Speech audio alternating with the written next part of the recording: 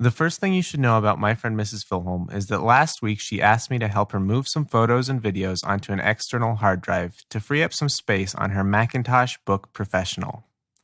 The hard drive wasn't working for her out of the box because it was formatted for Windows. We jumped on a screen share, reformatted the drive, and Mrs. Filholm was off to the races, or so I thought.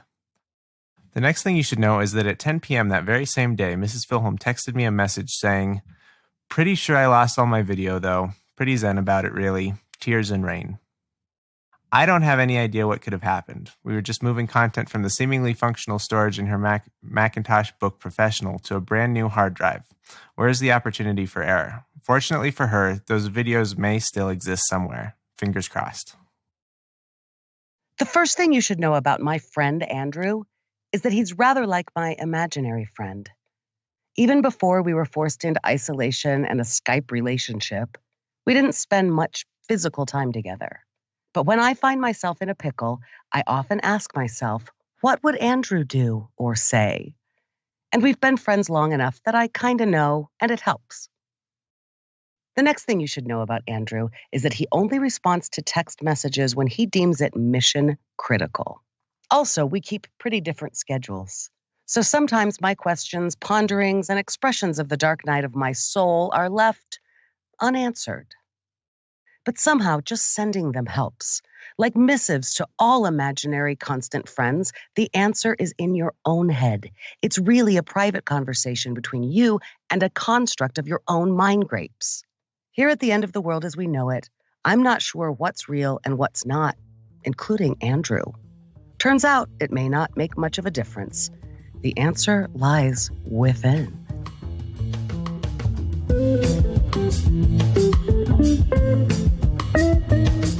Welcome to Half My Age, a weekly show in which a 25-year-old adult and a 50-year-old child help each other make sense of the world.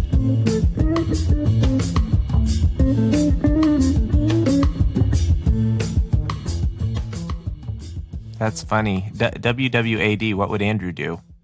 Hell yeah, that's all I've ever done. That's been years that I think about that, Mr. Bridges. Do you want to talk about your computer stuff on the show today or not? Sure.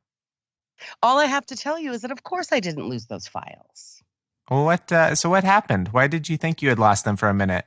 I can't explain it. Well, so what I did is I transferred all those 300 videos, as you explained, and as we talked about last week, transferred them over, checked to make sure they were on the hard drive. Look at that, they were. And, that was hours. It took hours, and I went, great.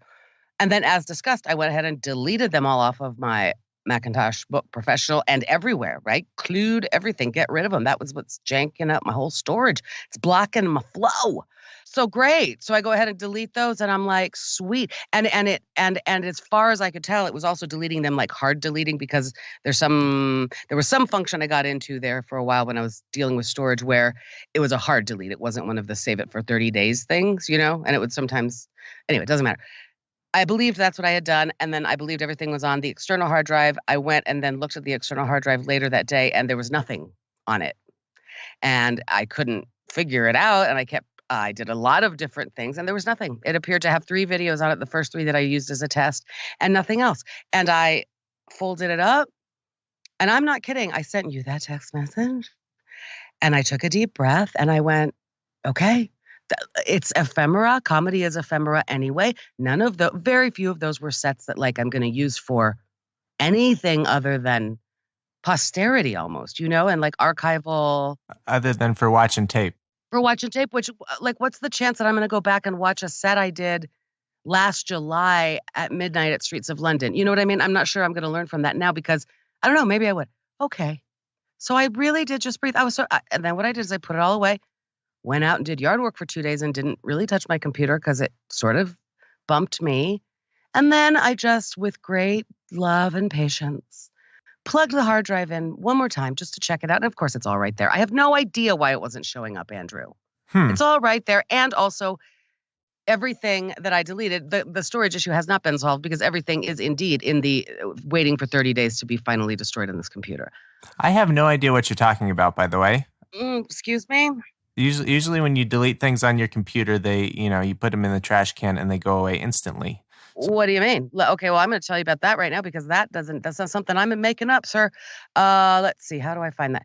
It's like, well, golly, because my finder is really making me sad. Oh, it would be, I would launch it in my trash, I think. What is it called? Garbage or trash on this thing? Called Trash on a Macintosh Book Professional. Yeah, it's not called anything. It's right there on an icon. I'm so annoyed with my navigation. Let's see. I have these under trash. I can't explain it. My stuff goes there, and then okay, I can explain it better on the application on my phone. And it tells you how many days until it goes away forever. So does this have something to do with like iCloud syncing, right? Probably. Maybe you're trying to delete files that aren't actually on your computer. Maybe they're in iCloud. Oh, sure. A lot of it is that, yeah. They're saying that they won't be removed from iCloud for 30 days. I believe that's sort of true, but also they're on my computer because when I get rid of them, it does free up storage. Interesting. So you're deleting you're deleting files on your computer via your phone? No, I just know that on the phone app, it tells me in a better way, but I don't care. I'm not going to look it up because I don't care. It makes me actually too mad. I don't understand how I'm syncing with the cloud drive. I have never understood since I got this machine and I see less of you. I know less about how stuff works, I got to tell you, than I did before. And I don't like it. It makes me feel a little panicky. I know I'm syncing and cloud and this and that. And sometimes I'm paying for extra storage and I don't exactly understand how it all works. And that does frustrate me. Tears and rain, I have decided to kind of just muddle through for now because it's all going to change anyway. I really do not have a goddamn handle on where this stuff is and why it takes up so much space and all of that. And so, yes, I think you are right that probably it stays there for 30 days until it's finally gone is probably a function of some kind of cloud thing because I can see them on my phone and I don't know, Andrew. I don't know. Yeah. Well, anyways, I'm glad you got your files back. The things I was going to suggest is, it's possible that those files are still on iCloud, and it sounds like they are. And then also, if they're not on iCloud and they're not on your computer and they're not on your hard drive, if your Backblaze backups have been going, which you thought they were when we talked on the phone, oh right, they would be in Backblaze. Of course. So see, there's the thing. I guess I also probably deeply knew that there's nothing has ever really gone anymore, right? But the bigger thing for me is like right now I kind of go, yeah, bully for me. I still have my videos. I made such peace with not having them that I think it was healthy. Now you don't even care. Kinda. I mean, in a way that's really good. And I'm not kidding. That is the kind of detachment we seek in life, right? I mean, things attaching to thing. I fancy myself fairly good at going, yeah, things come and go. I don't know. The kind of detachment we seek in life is detachment from the cloud. Yeah, it really is. Yeah. And from all things really. And hey, Andrew, I have something joyful to say. Tell me something joyful. Okay. I just want to tell you that I'm looking it up so I can be exactly right. Yeah. Episode 18, season 5, Parks and Rec, Animal Control. The first 60 seconds of that show, last week I watched it 10 times probably. I'm going to ask you to expand that into 90 seconds. Go ahead and watch the whole cold open until the intro plays, right? Oh, I don't. You know what? Merlin Mann mentioned it recently. He said that he had heard the expression "down to clown." The first time he heard that was Harris Whittles on Parks and Rec, and that is exactly the episode. That line is not until later in the episode, but oh my god, that cold open for that show. I love it because it's the animal control guys on Parks and Rec. I know I've talked about them on this show. They're so funny and absurd. And then I marveled at it. I watched it and I went 60 seconds. At one point I counted the laughs. I don't know what I did with that. I probably have it right here in my notebook. Like how many laughs they got on a sitcom in 60 seconds and then in the first 90 seconds. And then, I mean, it's amazing. You've set up so much. Also storytelling and a problem. Oh, it's so good. Okay, so that's just my recommendation, everybody. If you want to laugh silly, just watch it 10 times in a row or 4 times. 4 times is probably enough. Can you remind me what season and what episode again? Season 5 episode, I think I said 18, Animal Control. I'll have to check it out. Oh my God, so funny. Okay, so I wanted to tell you that. What else? How are you? I'm good. I've noticed that, similar to your animal control episode of Parks and Rec, I've noticed there are certain things that I've seen recently that previously, pre-quarantine times, may not have seemed that funny. Oh, But these days, when I look at them, I just uh-huh. laugh uncontrollably. Oh, okay. Of Parks and Rec or of other things? Of other things, there's this dumb video, and the caption on this little, I think it was a TikTok video, was when your wife is employed and you're not, or something like that. And it's this guy dancing across the screen in one of those horse head mask things. And then he jumps on the couch and then proceeds to fall over the couch with a humongous thud. And I've watched that video probably 60 times. And every single time I audibly laugh. It makes me, it just Okay, hit. can you send it to me? Also, what are you doing? You're looking at TikTok. Look at you. Yeah, I'm looking at TikTok through Instagram. You're looking at TikTok. I still don't have TikTok, but now it's unavoidable. Okay, but you mocked me for knowing about TikTok. It's not unavoidable. I don't look at TikTok. I don't look at it. No. You look at it. Ha ha. No, I'm just fascinated by it. I don't look at it. I'm not 14. Evidently you are. I'm kidding. No, I know, right? That is the apocalypse, the shit that might make you crack up. Does Delaney watch it with you? Oh yeah, she thinks it's very funny as well, and she, I think it's doubly funny because the both of us find it to be true. Because Delaney's on her conference calls, she's talking to clients, she's doing Right. job things, And you're dancing across the room in a horse, and I'm dancing across the room in a horse head. making a podcast. Amazing. Oh, that's good. Okay. Well, and also, see, that's the other thing. I think that people, you said last week you're kind of punchy. And I think people who are like, I do feel that in general, like in our podcasts and stuff, that people are kind of getting to that phase now where they're not quite, they are just as psychically, stressed out, but they're handling it more by being silly or that kind of thing, like hysterical laughter at stupid stuff. Mm-hmm. It doesn't happen as much when you're all by yourself, I don't think. But that Parks and Rec episode did it for me. Ooh, John and Merlin yesterday, the episode of Roderick on the Line that came out yesterday, actually did make me laugh, audibly laugh on my walk in my ears. They were pretty funny. I can't remember why, but maybe that's just what's happening. I've been doing that a lot recently too, with that show and all the other shows I listen to, which may not even be that funny. I think I'm just more prepared to laugh. It's just desperation at this point, isn't it? I think it's just like, why not? It's all silly. The other thing I can recommend wholeheartedly is NPR is still putting down Tiny Desk concerts, and Oh, that's they cute. recorded. I don't know how long ago the most recent batch were recorded, but they're still putting out new stuff that we haven't seen before, and they're very good. Nice. Well, that's great. In general, I still don't feel super silly, but I am in a much better place than I was a week ago. It has steadily gotten better for a lot of reasons. A lot of reasons. All related to one another, I suppose. But I still do not feel well. Current situation, the comics, of course, I'll still think that this. I mean, for real, the world is never opening back up, and I mean, forget it. That's all over now. Remember when there used to be stand-up comedy? So there's still a little bit of that, but now it has decided, of course, that if it comes to that, and we think it will, nobody has to move home with their parents to another state. They can all come to my backyard, and we're just going to make it a tent city. We have the Victory Garden going. I mean, really, still have so much work to do. This started coming out because I was looking at like, oh, for God's sake, I still have, brick I want to put in and mulch, and oh, I'm going to have to hire those guys to come back and George because I just can't do it all myself. Dang it. It's just like muscly work. It requires people, right? So I'm like, great, these guys can do that and then earn their keep, and I will stay in the home with my nice clean linens, and the unwashed masses can, I mean, I'm really setting myself up to be a cult leader here, and I'm liking everything about it. There you go. That just it makes me so happy that these days we're doing the podcast via Skype. I can't imagine, riding my bike down to the dollhouse on Shakedown Street in the early morning, kind of cold outside, and then having to step over unwashed comics to get to my spot in the recording studio. It sounds like a very harsh way to wake up. Okay. First of all, that's not happening now. I just want to make it very clear to all of the readers in our audience that I am living quite alone. Secondly, you've got it all wrong, man. Here's what you pull up. What would happen is they would hear you coming because it's unavoidable.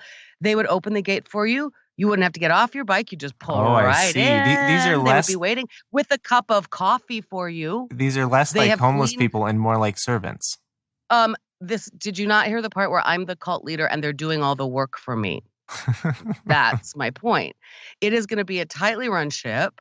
No, it'll be like Andrew is coming. They'll lay down a red carpet. By the way, what's cool right now is if you did come over here and pulled in your bike, because the grounds are a changing. Right now, there is a green carpet for you to park on because, the AstroTurf, my Brady Bunch AstroTurf, that used to be, we called it the bowling greens, currently back there. Interesting. That sounds nice. That makes me think of Happy Gilmore, gold jacket, green jacket, who gives a shit? I'll take a green carpet all day. I see what you did there. Okay. I got confused about that, but you're saying red carpet, green carpet. Yeah, sure. Yeah, it's fake grass for your motorcycle to park on. I love Point that. being, the backyard is coming along. Thank you. Thank you. The tree is even better. The tree art.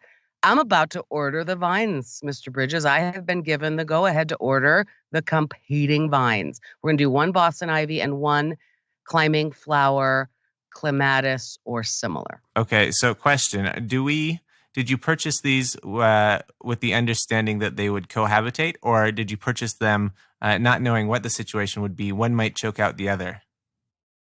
I am purchasing the vines. I have not done so yet. I'm doing a tiny bit more research. We've discussed this on the program. I am buying them to see if they will survive together. I see. So this is for science. Yeah, and we're going to do a bracketed tournament. Were you not here last week? You edited the podcast. I was. I just wanted to be sure that that was the plan because you said you got permission, and I wanted. I got permission from the tree guy that it's time. The ground probably is not going to freeze again, and we can go ahead and plant. And they'll be safe. That's what I meant. So I'm not quite ready, but I am about to order. I'm going to order online because I'm going to go and do a lot of research. I might order from a local nursery and do a curbside pickup because I did that yesterday at Best Buy. More on that later. So anyway, I'm about to plant the vines. The tree sculpture is almost what I will call finished. Well, I wouldn't call it finished, but Tree Boy told me, let's go ahead and call that finished, okay? Because it's not going to get much better with the chainsaw. And the reason is branches are hard to cut precisely at this particular shape because they wobble. So that means that the branches are either long enough or spindly enough that they're not sturdy. Is that right? I guess. I don't. The branches as they currently are hard to cut in a precision way because yes, they are long enough and spindly enough that they move when you put any pressure on them. Even a chainsaw coming in with a nice, buttery blade, it's hard to just lop them off. Sure. You need some like hand pruners or something. Well, yeah, I could do it with that. I have some hand pruners. I mean, maybe that's it. Either way, here's the other thing. The guy told me, he kind of went, listen, it's an organic thing. The point is to have it covered in vines. How about you just say it's good enough, close enough for jazz? And I went, yeah, you're probably right. I'm 95% done with that tree, okay? First of all, I have to clear all the crap out from under it. Ugh, all the squirrel's nest stuff. Anyway, my point is it's coming along. Victory Garden, we're getting there. You don't plant much in this climate until after Mother's Day, and I am anxiously waiting for that day like we all are, like, ooh, the plants are here. Anyway, so I'm about to plant the 2 vines. We've got the Victory Garden going. If this becomes a tent city back here, no, the comics will be working for it'll be better than usual. It'll be very well tended. Yes, there might be like clotheslines for sure with their, skivvies hanging on it and like their red Union Jacks things they sleep in, jammies. I bet comedians wear very funny underwear. I bet they don't wear any. That's the funniest kind of all. Is it? Comedians would not wear funny underwear. Ugh. Like with bacon on it and stuff but no. No, hack. What kind of underwear do comedians wear? Probably none, I'm telling you. Probably the kind that, like the Jerry Seinfeld version where it's disintegrating and you could blow on it like a dandelion and it would dissolve into it. Also very funny. That's funny. No, probably like Costco underwear or, just regular underwear. I wear Costco underwear. Am I a comedian? Sure. No, I'm saying comedians are not that funny. And they're not that funny in real life. No, they're not. And I keep talking about that. Like, actually, like we've talked about it on the show and stuff, but it is pretty funny when people, whatever, this just discussion is, actually comedians are pretty freaking serious people, unfortunately, and often not known to be the most, whatever. Okay, here's the good news, Andrew. Did some comedy this week. Real, actual, in front of people. I saw that. How did you pull that off? Who put that on? My friend, comic. Apples.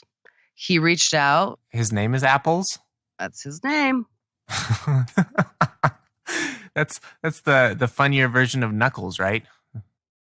That's what one of the guys was saying is like, it's like we like it that we have friends like named Apples, and to him it sounds sort of like that, like mobster, or like it's his prison name. Apples starts with a joke about it's not a name I got in prison, and his joke is in prison they called me Peaches. Um, yeah, yeah, I guess it's a gangstery kind of. Anyway, my friend Apples reached out and said, "Do you and some of your boys want to come up and try this?" It was 420, which is the marijuana holiday. Andrew, I don't know if you're aware. I've heard about it. Yeah, and there are dispensaries in the state of Colorado where we sell weed, and they have been deemed essential services, because there you have it. So there was one in Longmont, which is up north, and it was very, very rural, and I think he did that on purpose. It's where he lives and probably knows the guys, but very rural, and so we kept in extreme social isolation.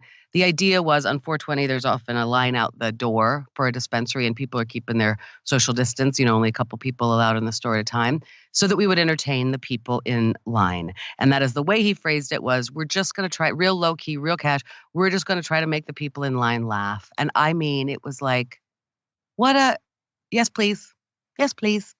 The reason I'm stopping right there on that thing about making people laugh is that it just became so interesting as we prepared for this and as we drove up there and as I saw some of my friends and we did this thing and I, prepared my set, thought about what I might do. And I thought the key here is making those people laugh. I don't know what I'm going to do. I mean, I brought a clipboard of bits and stuff. I mean, like a set, because I just thought I'm going to do crowd work. This is the ultimate crowd work. And it's just so funny because so much of it is like, look at me. I want to be seen. I want to be heard. And you go, yeah, but ultimately the impetus here, the nugget of it inside is, are there going to be people there? I can't wait to make them laugh. Were there people there? There were not a lot of people there. Was not the line we imagined, but there were people coming in and out. And there were some people who would linger. And then there was a guy on a bike, Jimmy the heckler. We actually had a real live honest to God heckler. And he showed up on his bicycle and stayed for quite a while. And he really wanted to be part of the show. And Apples was great with him. Apples is great at crowd work. So the audience changed right as I got up there. There was a guy who had previously said he was married and was kind of into it. And I was like, cool, I'm going to talk to him. And he left right before I went up. And I didn't get a chance to go, don't leave. But then there was a young couple, a young man and woman, 21 years old, who pulled up. So, I did say to them, like, don't leave. Like the guy got out, went in, came back. I absolutely did my set to them. At one point, they had their doors closed. And that was part of the deal. You could sit in your car and listen to this, right? I mean, you're supposed to stay freaking isolated. We were wearing gloves and masks, and for real, the comics, not hugging each other and not touching and not sharing a soda and not passing a cigarette, for real, people were taking this seriously. And so giddy grateful to be out of doors and to see some of these faces and to be doing this thing. So it was a super fun, like from the dais, and Apple set it up really well. We had a fun stage, the whole thing. And I'm yelling at them in their car, and they've both got the doors closed, and it's just like a challenge to keep them there a few minutes longer and tell my jokes to them. And then eventually they left. So it was like that. It was people kind of, coming in and out, and we would just go, hey, we're doing a comedy show here. And then as I was talking, a couple more people came. So it was like that. It was bizarre. But okay, it's better than not doing comedy, that's really no worse than Lion's Lair. You opened up your own drive-in comedy theater. Yep. Huh.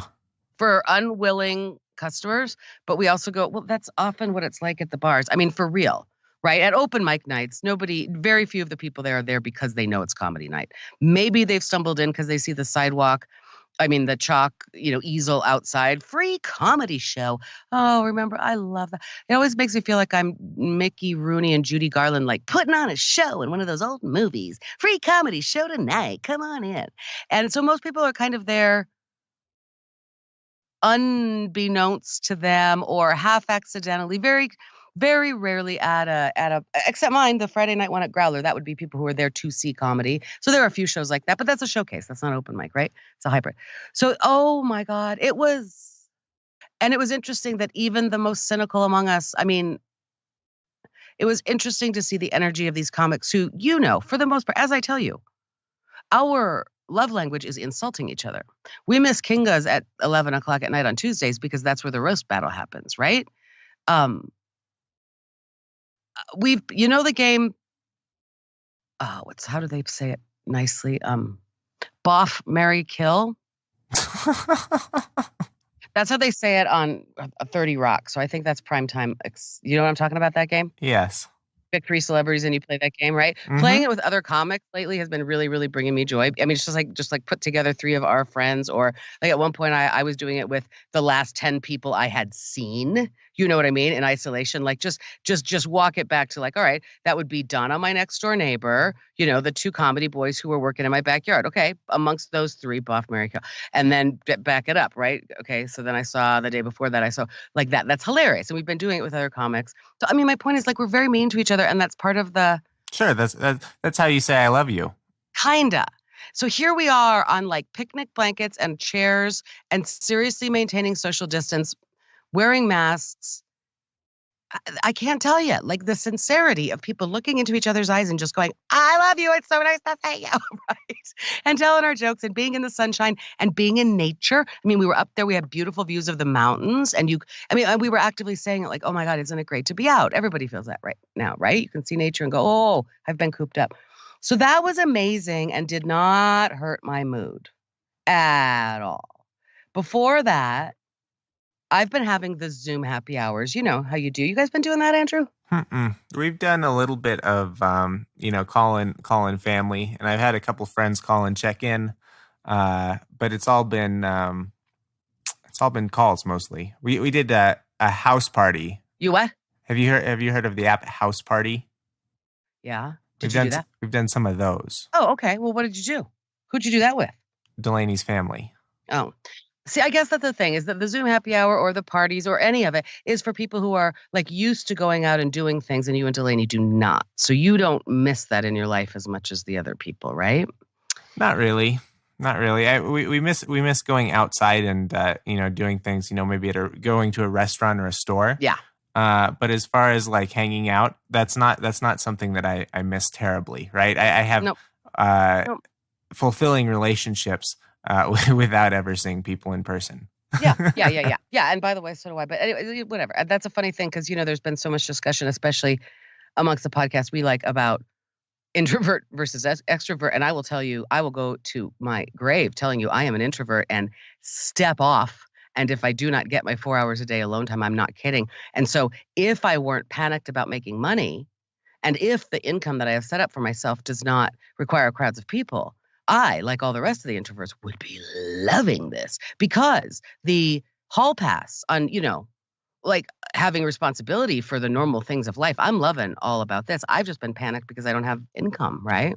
Mm-hmm. Okay, so back up to the Zoom call on Friday night. I've been having some of those. I've been having some of the Zoom happy hours. Some people have been reaching out to me in a way that felt very sweet, like, hey, want to do this? And I think they could sense either they listened to this podcast or they didn't, that haven't been well, have not been super well. Trying, digging in dirt. So on Friday, I'm having a call with some very dear friends who do the thing at first where I haven't really talked to them. And, I'm explaining why I'm a little wigged out. And there's, first of all, the shoulds, that come from people who love you. Can't you do online comedy? Can't you do this? Can't you do that? Surely there's a voiceover. And I go, no, I understand that I have no lack of opportunity for things I could be doing to make money. What I'm telling you is I can't put one foot in front of the other and get out of my own way right now. Real, real, real, real bad. Like keep trying to. Can't tell you why, but I can't. So they said like this, Lisa, do you want to join us tomorrow morning at 9:00 for a meditation workshop online? And they go to this Buddhist center where they've often asked me in real life, would you like to, just like, what, you want to come sometime? And I'm like, yeah, I totally do. I'm down with that. Just never made it happen. And I went like this. Yes, if they are inviting me to this. And these are 2 people who have a place in my life, not unlike you, Andrew, where I kind of go, if they're telling me I need to do something, I should just listen and do it. Nothing in me really wanted to sit still for 3.5 hours and do an online meditation workshop, but I did it. And it was great. And by the way, here's where I'm learning. And this is where they're saying the opportunity of the world. There's no reason to go in person to the Buddhist meditation center because doing it from the comfort of my sheepskin rug in my own living room, come on. And if I have to get up and like if I'm secretly not, I didn't do this, but like if I'm not meditating well and I want to get up and, go have a cup of coffee, nobody's judging. So Not only are they not judging, but can they even see? no. Yeah, I love that. love that. They're not judging. If I decide, a lot of times during meditation where you're supposed to sit up with your alert back and erect back, sometimes there are times, and this was approved during my yoga therapy days and my witch doctor days, I would lie down, and that was just better. Okay, so I'm doing that, like, I'm covering myself with a blanket and I'm doing the thing, but no one's judging. Okay, like anyone's judging, you understand? I'm making fun of my monkey brain there. Okay, did that. Really helpful. Gave me some cool words and concepts. Most of all, it's about breath, but there were actual words that I took away, like mantra-y kind of things to go, okay, yep, coming back to center. But I also knew there was something like, didn't sink into it. Maybe because it wasn't in person, whatever. Next day, my friend Laurette paid for me to have a Reiki session online. Ever heard of that? What's a Reiki session? Yeah, I don't know. I'll have to put it in show notes. Reiki is energy work. It's body work. Very woo-woo. Body work, like Bondo and sheet metal? Interesting that that's where you go with body work. Interesting. Huh. That's interesting. Body shop, like a car. Mm-hmm. Nope. The human corpus is what I was talking about. So tell me more. Tell me more about this Reiki business. In Reiki, I think there are 4 bodies. I think there is like the mental, physical, spiritual, and breath. I don't know, Andrew. Okay, so it's a woo-woo thing. I think I sent you a thing. That was one of my missives to my imaginary friend. I just Googled. They use the word healing a lot. It's one of those healing things, Oh, yeah. Life force. Life force is also within the first sentence. Sure. That's the energy. Chakras. There's a lot of chakras going on in there. Healing thing. In my mind, it's a pain thing. My friend Laurette, her brother does this work. And in January, end of December, after my dad died, she asked me if he was in the country. He doesn't live in the country normally. And she said, I just sense, and he sensed that, it's like one of the, like, it feels like Lisa could use some work on, and I have some pain. And the pain in particular right now is in my left thumb knuckle. It's very arthritic. It's a weird place. But I want to tell you, Donna, my next door neighbor, Rafiki, my own mother, somebody else in the past week. I mean, it is not uncommon for women of a certain age to get this arthritis right here. I don't know why in my left hand versus my right, because I'm right-handed. Anyway, same with my mom, same with Donna. It's been really on my mind. It's been very painful. And I've been doing so much working in the yard and lifting brick and stuff, so I'm very aware of it. Yada, yada. Anyway, long story short, so we're doing it online. It's normally we would be in person, and there's a little bit of touch, but it's not like a physical, it's not like a massage. It's bonding with energy and breath. And we've talked about this before. I have done the yoga therapist. I've been to a couple of people that I call witch doctors who are, combination of chiropractic and acupuncture and witch doctor. Of course I know the witch doctor with the cabbage pills. We had the cabbage pills for a while. Isn't it interesting that all of that stuff has mostly gone away, Mr. Bridges? That was all kind of intestinal stuff. I blame less stress in my life. Yeah, that was mostly stress related to your job, correct? Job, teenage son. Remember Augie had some hard years there? Marriage, all of it, probably. Geez, Louise. It's just interesting how I'm not sick in those same ways anymore. Also had the help of the witch doctor to get out of it. Okay, so it was just kind of time for a reset, a witch doctor reset title.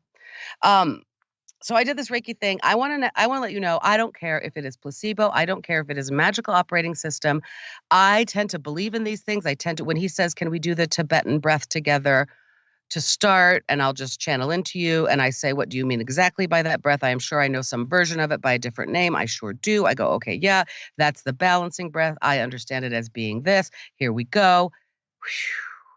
He starts talking about chakras. At one point he said, really early, he goes, did something happen like about 4 months ago? You just seem really unrooted. Your root chakra is really grasping. You're really wide. Like something feels unrooted. And I went, no, I left my job 8 months ago, whatever it was. 6 weeks ago, everything started to get crazy like this. And when I really felt scared and unrooted, and then a few, I don't know, moments later, my father died 4 months ago. Almost to the day. There's that.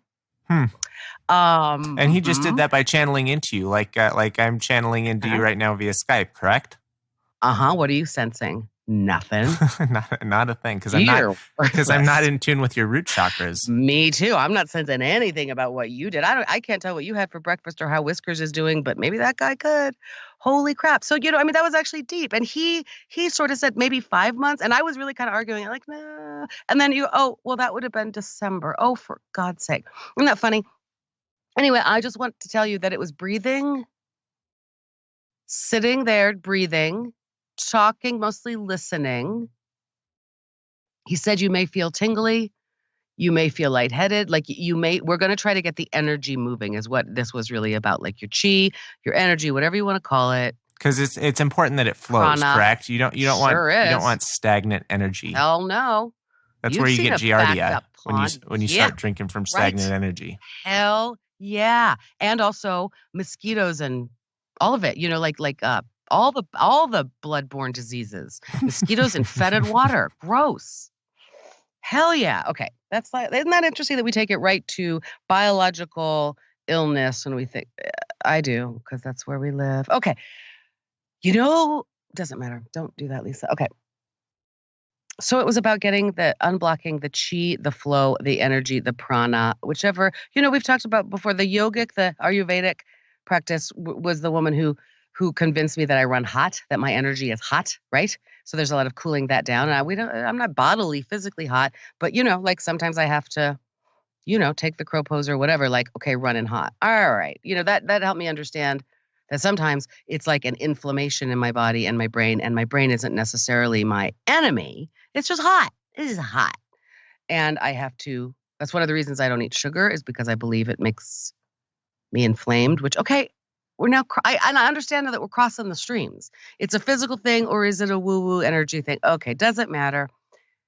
55 minutes into my hour-long session with this guy on the video call, I held my left hand up to him like it was a faith healer. And I realized this because it's not that, but I went, that pain is gone. I mean, right now, gone. It's not going to be gone forever. I know that. It's back today. I mean, it came back. It's back. I'm going to meet with him again. I bet I can get it moving. I think it's arthritis. I don't think it's not like, but I mean, maybe you can take an Advil or an arthritis medicine and the pain goes away for a day or two. You know what I mean? It's like that to me. Okay. Holy Toledo, what just happened there? I can't exactly explain it, but I kind of get it. And I felt it. I felt for 2 days like I had a massage. I felt tingly. And then like if somebody else told me something emotional, I felt like all those goosebumpy, tingly things. Okay. I mean, and he was just like, you're blocked. And also his point was, you're super sensitive. Whoa, hey, you're taking in all the stuff of the world, aren't you? Whoa, hey, you're super creative. So his point was like, it's like you're taking in all of this stuff and you don't have anywhere to put it. I'm like, so I'm a comedian. And what I do with my stress lately for the past 18 months is I go out and do that.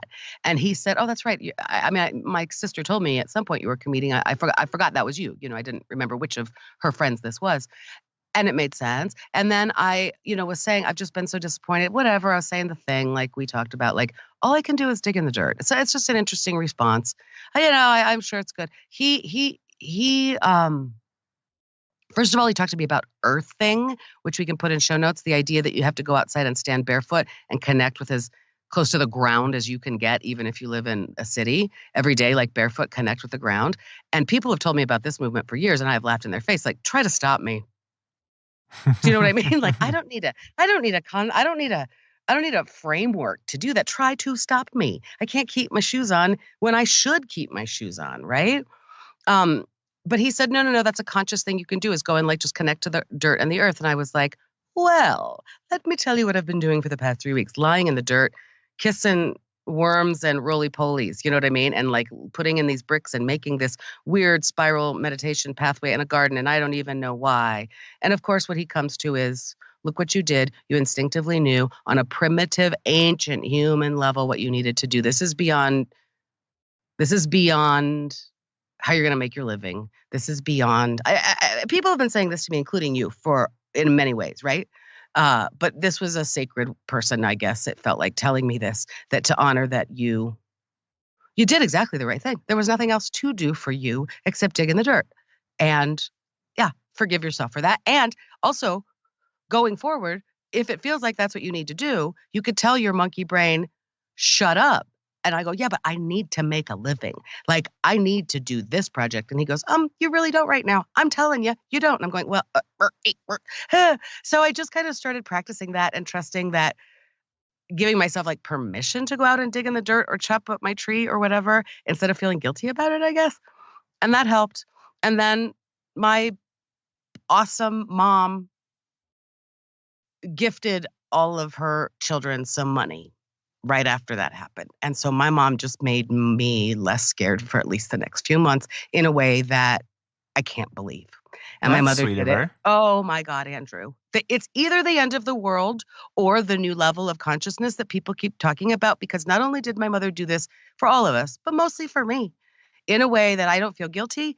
And she set it up so my siblings can't, it's not like about she's favoring me or whatever. Not only that, when I was sort of saying, Mom, I'm embarrassed. I feel like a charity case. You know what I mean? Geez, I'm 51 years old and I'm not. I'm going to be fine. It's just that it's gotten a little scarier, right? She made me feel not that way when I was explaining to my mom what I was doing on Monday, telling jokes at a dispensary on 420. She really thought that sounded like a wonderful thing to be doing. Excuse me? Yep. The conversation that I had with my mother was epic. The money was only a part of it. The fact that my mother was sort of proud of me for being an entertainer and a joy maker, I can't tell you how far away that is from anything I've known in a really long time. So it's the end of the world or it's the new beginning, but it feels real disorienting and awesome. I mean, honestly, I am a lucky, spoiled person because I am so taken care of on so many ways. So that was it. And I mean, it started with friends noticing and going, do you need to do this? And then taking a meditation workshop, then doing the Reiki, then doing a few jokes. And then my mom did it in a way that I didn't have to ask. She called and said, I have something to tell you. That is very nice. That's the best way. Isn't that great? And she did. And what she did, she said, I talked to our financial guy. And the other thing is what she's realizing, of course, she had money. She was operating a year ago on the assumption that if she puts my dad into a home, he'll have to be there for 10 years because he was so physically healthy a year ago, right? Mm-hmm. So I think that great weight has been lifted. And I think this is also my dad from the other side helping her I mean, she's saying things like, it's just ridiculous. Why would I have this money now? I don't need it. I'm going to be fine for so long. Why do you have to wait for me to die when I can just help you all right now? Yay, Mom. Wow. I am on my knees, humbled and grateful. And it, like I said, it's not just the money, which does help. It's something else. It's a lot of other things. And it's pretty beautiful. And guess what? I do have the energy now, and I am launching Playdate, only I'm going to bring it. We discussed it last week. I have it all ready to go. Did you see that? I'm doing beta tests. I'm dropping them off tomorrow. Great. Tell me about it. What's it look like? Family claycation. Stay, play, clay. I have a basket, and I drop it off at your house, and I have made a video tutorial of Miss Lisa teaching clay class. And it's up now. You can see the demo at beyondmamabear.com. It's right on the front page. You can click on it. It'll take you to the page. And so I have the lesson up there as just a sneak peek. You can't sign up yet because I have to figure out some logistics and I need to beta test it just so I know that the timing and, see what the pain points are. So I'm dropping off baskets tomorrow to some friends of mine with kids of all ages who, I mean, really, I have a little kid. I have a kid who is homeschooled and is on the spectrum. So that'll be interesting to see if there are any sensory issues there. And I have all the way up to freshmen in college home for summer and mom's so, sick of entertaining her. So I'm dropping off these baskets and I have a whole plan and I have a schedule and I'll drop them off like on a Monday, pick them up on a Wednesday, fire them, bring them back to you. We're going to do the whole 2-step process with bisquing and then glazing because you can get better product. And the whole point at this point for parents, I think, is to like hours of fun is better than 1 hour. All you need is about this, sort of a 2 foot by 2 foot space on a table. And I will bring the board and everything. And you got to provide the water and you should cover that table with a tablecloth. I'm not going to provide that. Everything else will be literally provided, plus adorable video virtual instruction with me. I put a teaser up on Facebook last night. And of course, warms my heart, the people who are already saying, oh my God, sign us up. are you know them. It's the kids from when we used to do this after school. Mm-hmm. It's names you would recognize 100%. It's really cute. Like Miss Lisa's back. I know. So that's ready to go, Andrew. Like I'm dropping them off tomorrow. I've made the video. I've got the web page up. So that's my point, is that the productivity that has been so missing, and the chasing all the different rabbits and therefore chasing no rabbits, only trapping squirrels, I've come out of it a little bit. Thank God. Good. I'm glad to hear it. I know. Maybe I'm a little bit back. Go do some comedy at the dispensary. I will tell you that day. I mean, like I said, leading up to that, I had the Reiki, I had the meditation. And I mean, like, truthfully, some of the other comics, right? Again, like, whether or not we are serious people, I'm standing there and we are just yucking it up. And then two of the guys had heard about the meditation workshop and look at me and go, yeah, how was that? I really want to know more about it. You know, I mean, this is like, these are people knowing this is not about, for us, it's not about making jokes and bedazzling our masks. For us, and other comics said that to me that day. They said, a guy my age said, I've had the darkest 2 weeks I've had in 30 years. And I went, I know what you mean, man. It was a little scary. And to the day that I was going out to do comedy, and also when Apples reached out and said, do you and some of your boys want to do this? I at first was like, what do you mean, my boys, Apples? The fuck? What the hell is that? And then I realized that within 1 hour, I had reached out to and heard back from 14 young male comics. That's funny. And I didn't even hit up everybody. I didn't hit up probably 14 more who would consider themselves in my coven or whatever, because I thought, they're not quite ready. I don't know what you call it. What's the male version of a harem? Harem, I know. But it's also like, I mean, that's the thing. You understand there is coven. Zero. Coven's funny. I know. Because of the but witch there's aspect. Zero sexuality of it. I know it. Exactly. I have to understand. I mean, it is the same distance I have with you, with these guys, because of age and because of, I mean, for real boundaries, right? My boys, because then one of them was saying Lisa and her basket of boys. And some of them are girls, because Lily was there, my favorite. She just turned 18. So, oh my God, she's my favorite. So, isn't that interesting, though? And I know it was like Lisa and her basket of boys.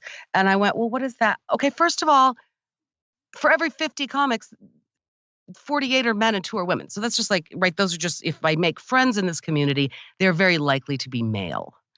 And I don't know what it means. But of course, what I did was, and then I asked Apples what he needed for the show, if he needed anything. And he said, because he has a sweet stack sound system and a new stage that Tobias Livingston built. So shout out there, because it's a sweet stage. Tobias Livingston sounds like such a made-up name. Completely. It's a literature name. I know. It's beautiful. My associate Tobias Livingston. That's totally a lie. No, it's not, because if you saw what he looks like a fisherman from Alaska. I mean, he has 2 knives on him at all times and wears camouflage. Tobias, I mean, it's such a perfect misdirect. But anyway, what was I saying? I asked him if he needed anything and what I needed to bring. And he said, bring the stool if you have it, because, my comedy stool, it's been serving as pottery stool, but that's nice. It has a second life. So I brought the comedy stool, which is funny because, well, isn't that funny? Like, even at a place like that, at that mic, 0 of us took a beer up on stage and needed to use the stool. Nobody sits on that stool. And do you know what I feel? And I think most of us feel it's not really a fully dressed comedy stage unless it has that stool. I lean on it sometimes and use it like that. I don't know why, but it just like makes it a comedy show if there's the stool. So I brought the stool and he said, and bring snacks for your kids. So I did. I had this stoner snack collection, all the food groups of stoners, sweet, salty, and beverage. And we had like camp chairs and picnic blankets. And by the way, it was really also interesting. Comics are known to hang outside a bar and just stir it up like Bob Marley's in the house, right? Just smoking big joints right in front of anybody walking by. Who cares? Even before it was legalized, I think it was like that. At this particular place on 420 at the actual dispensary, 0 people were noticeably smoking weed. Nobody was drinking. I did bring some Corona beers up there. Not one was opened. People were drinking water because it was quite warm. I mean, it was like there was I'm not kidding. These are idiots who are rule breakers and often do things, right? Like, just who cares? This was like, this is serious. We don't want to get these people in trouble. Technically, we could be probably cited for gathering. We don't want to be jerks about it. We want to respect this establishment. Really, we're actually here to try to bring people joy. And it was funny that it came from that place. I'm telling you, much more than we need to be seen, because we knew there wasn't going to be a crowd. There is actually something deep in us that is, I want to make other people laugh, which I'm not kidding. It's funny to me to be reminded of that, because I really sometimes feel like it's just ego. Look at me, look at me. It's like, no, it's not fun to just tell jokes to myself. or it's not fun to tell jokes on Zoom when people are looking at me. There's something about, I want the sensation of making people laugh. Anyway, that was cool. That is cool. So it all led to a better thing, and now we have CLAYCATION, Andrew. I have it all as coming soon. I have a schedule built as though I was going to start on May 4th, I think. May the 4th be with you. Star Wars Day. And oh, shoot, dog. Oh, other big news. Star Wars themed projects. Not doing it. So you're right. I can't pull it out on that day because that would be the obvious thing. But anyway, I also feel like I want to give it, I might need to give it some time to let people sign up. I need to figure out what my capacity is also. I need to figure out how much schlepping I can do and how much my kiln can hold. And I'm being real smart about it. For example, first project is the little clay discs, tiles of smiles. You get to do your own. That's a tiny amount of clay. It's flat. It's tiny. It's not taking up a lot of space. You can also bake those on top of each other, can't you? The first time, yeah. Not with glaze on them, but yep. Mm-hmm. So you could fill your kiln like to the brim with clay tiles. Mm-hmm. But then I have to glaze them, and they can't be like that. But yes, exactly right. And I may need to invest in some more kiln shelves if I can get them because of capacity. So that's the truth. I really have to kind of ramp it up a little bit slowly. But the interest I'm getting right now, and I don't know if there will be, I have a vision, and I even wrote out a schedule for like, if you want to do this on the reg, right? Like I will have a weekly class where I drop off on Monday and I pick up on Monday and you get your next project. I have a schedule for that. I just am not sure. Anyway, and I don't know if people are going to want to do this one time or if they're going to want to keep doing it. I don't really know what they'll pay for it yet. I have some ideas about how I'm going to structure that. So anyway, but it's cool that we're ready to beta test it. That's all. Other big news, speaking of May the 4th. Mm-hmm. Dude, I don't normally do this kind of thing. I don't fall for hype like this. I know when I'm being handled, but Build-A-Bear Workshop has a baby Yoda Build-A-Bear. Of course it's May the 4th. What? It doesn't have anything to do with May the 4th. Oh, I'm sorry. No. Build-A-Bear has a baby Yoda thing, a doll. You know what Build-A-Bear is. You understand. Sure do. Did you do that when you were a kid? Of course not. I think it didn't get quite, it didn't really gain traction until after I was older than, it seems to be more prominent among the kids younger than me. It's Augie and George. Augie and George both did it. So you're exactly right. It probably peaked right after you were out of that age because they're not that much younger than you, but enough that they both know it. Okay. So you go in and you build your bear. Okay. I don't understand this. I don't know how I saw it, but there was some announcement. I was probably spammed and that said that Build-A-Bear Baby Yoda doll now available because our stores are shut down. You can order it online. Big deal. Get your name on the waiting list. I saw this like a month ago. Last week, I got an email that said, it's now. Okay. It's now. Game on. Game on. Like concert tickets. And like I said, I have so rarely ever done this. Like Hamilton tickets are available. Be there on the phone. I'm not that person, right? I don't think that I've ever done that, like thrown my hat in for a hot commodity like that. But I did. I was 11 minutes after I got the email, and I got an email back that said, sorry, you missed it, sold out. But then I got another email that said, just kidding, you did get in within the first 15 minutes, so you got a Baby Yoda doll. Oh my goodness. Can you turn around and flip it? Can you make a small little Yoda fortune? Ooh. Well, I'm going to give it to my boy George, so I don't know. So he can turn around and flip it and make a small Yoda fortune. Yeah, we'll see about that. George tends to be kind of a hoarder, kind of attached to things, but also financially savvy enough to, George will often make that decision like, I'm going to sell this thing because I'm going to make a profit. We'll see what he does with that Baby Yoda. That's true. Maybe he'll keep it in the box. But it makes 5 noises. Oh my goodness. What are the 5 noises? Baby Yoda noises. I did a lot of studying for a minute there on how they make those noises. It's a combination of several animal sounds. Anyway, so there's a Baby Yoda doll. And the thing at Build-A-Bear, I vaguely remember taking my kids to do this. I don't know if I ever just took them to do it. In my memory, it was more like something you'd get a gift card for your birthday. And I think that's what George remembers too. Like he got a gift card and then he went and, oh, it's so exciting. He got to do a teddy bear of his very own. And there's a point at which you stick in a little cloth heart into your bear and you make a wish. And then you stuff it and then you sew it up and all that stuff. So what a weird concept that was. Seems very sweet.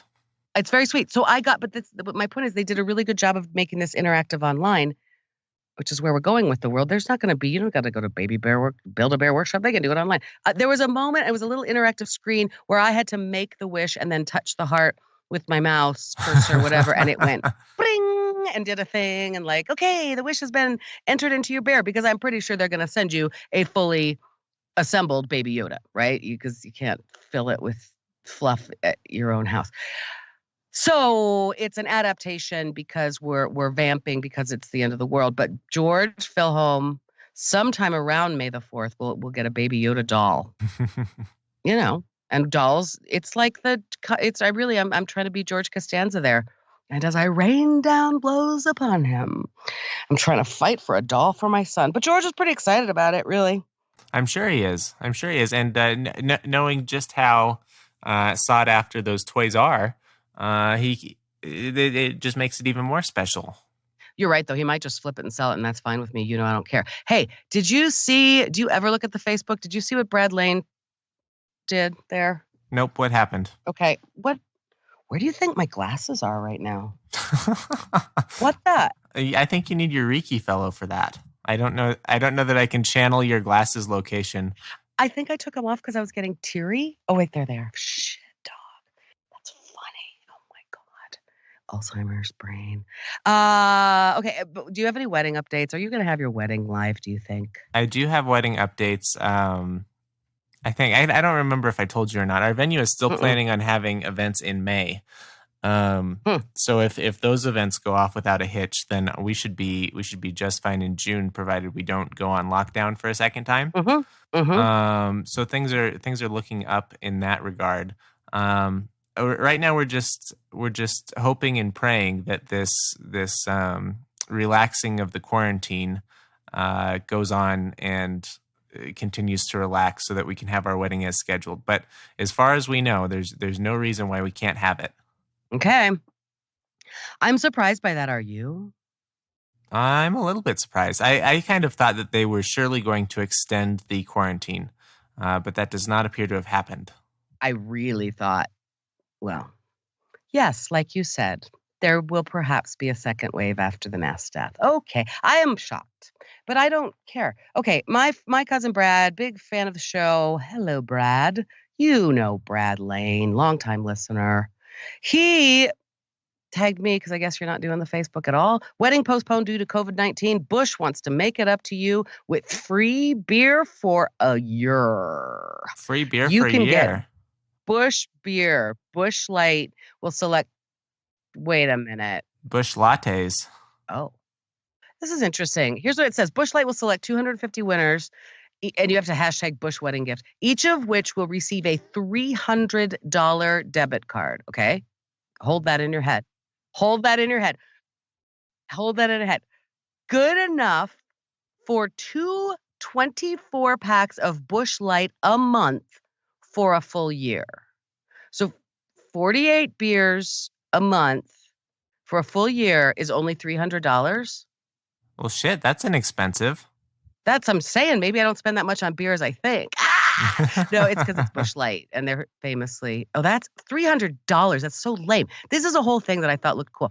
And then it also says another 50 entrants will receive a T-shirt and a koozie. All right, that's pretty funny. It is funny. It's a great idea. And I can't believe, and probably other cooler companies are doing it. I mean, honest to God, $300 from Bush Light, that's not even worth hashtagging that in my social media because I'd be embarrassed. But if it were a good gift, I would do it. Oh, did you see Miss Haley Jean's wedding featured on Good Morning America? I sure did not, but I heard about it from Tal. Or the Today Show?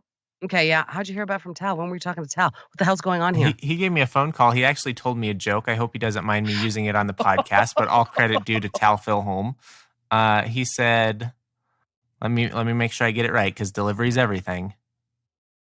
You know why you don't see any elephants hiding in trees, Mrs. Filholm? Pretty sure I know this joke, but go ahead. Why? Because they're so good at it. Mm-hmm. Hilarious. Yeah, Tal Filholm didn't write that joke. That's okay. You just gave him credit. Okay, you gave him credit. He didn't write the joke. I can't stand that. That's just like me, all I'm trying to do is not get in trouble, and I feel like as long as I don't take credit for myself, then I'm in the clear, right? I think that's how that works. 100%, and I love everything about Tal Filholm called you up to tell you a dad joke because he's right. He knows his audience. You love that ish. You love that joke. You love it, don't you? So then he told you about what?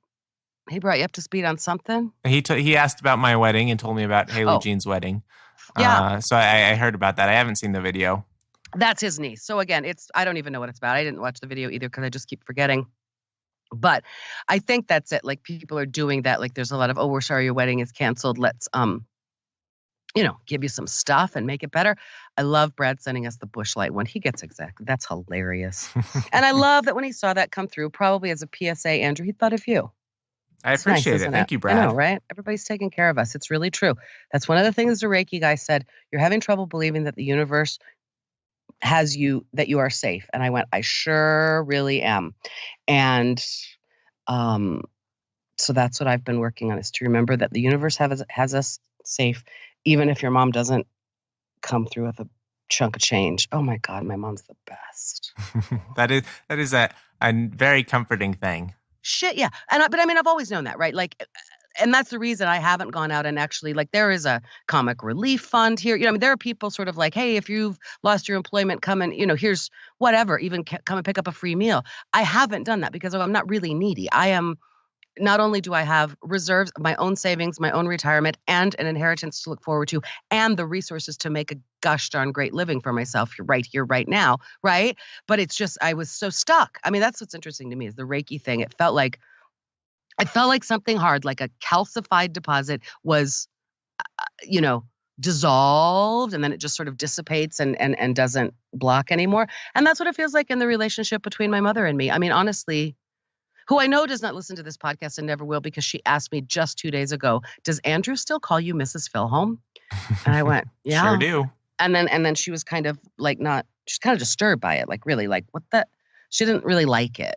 And I also told her, there is not one of my former students who calls me Lisa. Not one. Your brother calls me that, but I introduced him to his fiance who worked for me, who called me Lisa. So that one I can like allow, but no, none of them. And it's funny. My mom really thinks that's weird. Anyway, it was like the dissolving of a calcified deposit. I don't know what metaphor. That's funny. Yeah, you had to get your chi flowing, Mrs. Filholm. It's all about the movement. As we said, you don't want stagnant chi. You don't want stagnant chi, but isn't it funny how I've been doing things lately, especially is going, Andrew, I have to keep moving. I'm a shark, right? I even think about, like, people have said to me, are you meditating? And I go, yeah, I'm meditating and I'm stretching every day. I'm doing my yoga, and I have been, but I looked at how I was doing it, like very muscling of it, like very, we're going to get, I'm going to do my breathing.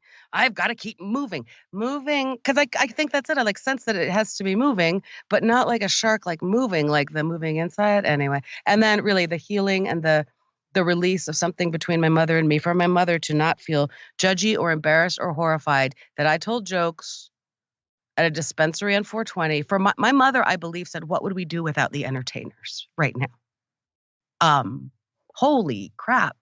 Because, my mom's great. And they've never prevented me from doing anything, my parents, but it's always a little bit like, boy, she turned out sillier than we hoped, We really thought she was going to be the president of something and, a lawyer and do something important. My mom also reminded me of that, the important things that I have done, when I said, gosh, I'm sorry, I'm here at age 51 feeling like a charity case. And she reminded me of the generations of people I have helped raise. Aw. I know. And Monday was also, of course, 420 is always eclipsed by me because it's the anniversary of losing Patrick. And my mom mentioned that too. Like, look at the lives you have touched, Lisa, in these past years. And the fact that you need a little help right now is okay. What happened? Some of our listeners do know my mother, and they will understand and share, I think, in the Alleluia, Alleluia. Miracles happen, maybe. And this is a great melting, I think, in a relationship that has been frozen in some ways and frustrating. And it's also because my mom is less stressed about money and about everything because she's not caretaking for a dementia patient, you know? Sure. And she and I are similar. We've been talking quite a lot lately about we're both living alone for the first time. So we have those, we have something in common now that we didn't have before. And we're both learning, we're pretty good at it. There are things about this that's okay, So thanks, Mom. Mrs. Filholm, it's almost time Yep. to go, but before we do, I wanted to tell you another joke worthy of Tal Filholm. Oh, for fuck's sake. Okay. Yes, please. What do you call someone who tells dad jokes but isn't a dad? What? A faux pas. Pathetic? Oh, did you make that up? Nope, found it on Twitter. Found it on Twitter. Hey, look at This one is courtesy of Kelly Vaughn at KVLLY. That's a very funny joke. Do you think that I'll tell you one of my jokes. Do you think that I don't even care. I think it's interesting that you're looking at Twitter for your jokes and also TikTok. So you're 14. Let's see. One of my jokes that I told was dating in the apocalypse is horrible, that kind of thing, like being single, dating apps, because now I have to get to know them. And my love language, it may be words of affirmation, but my dating language is acts of service. So now I have to get to know them and their pretty words. So I do a bunch of stuff about that. But then I also say, I'm just glad. No, thank God for text autocorrect, whatever you call it, predictive text, because I still don't know how to spell apocalypse, and that's the only line I've got. How's the apocalypse treating you, big boy? That's the only line. That's the only dating line anymore. That's the hit pickup line. That's the winner. That's how you catch the fish. That's the only thing to say. That's the only opening line I've got. How's the apocalypse treating you? That's a pretty funny joke. I told some pretty funny jokes that were new. That's the other thing, because I knew it was mostly our friends. I didn't want to tell tired old material, even though it's funny. So I didn't tell all new material, but I told mostly new material because I was entertaining my friend. Oh, it was fun. I turned OK Boomer into crowd work. I asked people, I said, oh God, here's what I missed so much. Could you guys just on the count of 3 yell OK Boomer at me? 1, 2, 3. And they did. And I went, oh, it feels so good. I said, okay, we're going to do it again this time. And it's going to be even better because now I'm going to correct you. And that's my favorite part. Do it again. OK Boomer, I'm a member of Generation X, you guys. Oh, it's so good to correct people. I miss it so much. There's no managers to talk to in the apocalypse, Andrew. There's nowhere to go. I'm sorry, Mrs. Filholm. Next time. That's all right. Let's see. Here is some wisdom from Ron Swanson, which for some reason I wrote down on the very last page of my latest joke book, which means last page is where I write something important that I want to find easily. Mm-hmm. Blueprints for the future are a fool's errand. They're like blueprints for a house. Nice to have, but any foreman with half a brain doesn't need to look at them. One day you're going to be somewhere else. So enjoy yourself now. I wrote that bon mot from poet, prophet, philanthropist Ron Swanson, Parks and Rec, because it felt like a good reminder during these times. So enjoy yourself now, Andrew. We brought some ruckus, I guess. Sure did. Happy apocalypse. Same to you. Talk to you later, Mrs. Filholm. Hey, bye, Andrew.